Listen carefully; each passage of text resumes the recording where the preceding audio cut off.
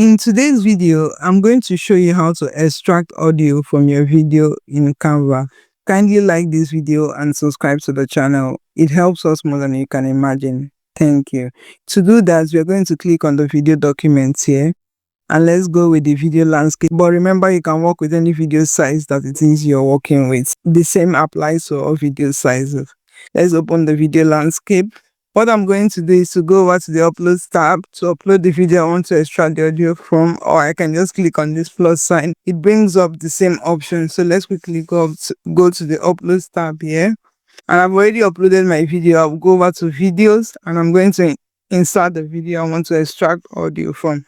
This is the video I want to take out the audio from.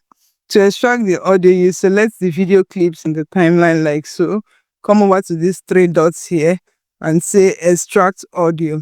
You see, it has extracted our audio. Our audio is now a separate file. If I add a new page, let me add a blank page. We can move our audio to the next page, and all that. Our audio is now movable from the original clip. Let me know if you have any questions. We'll have a good one.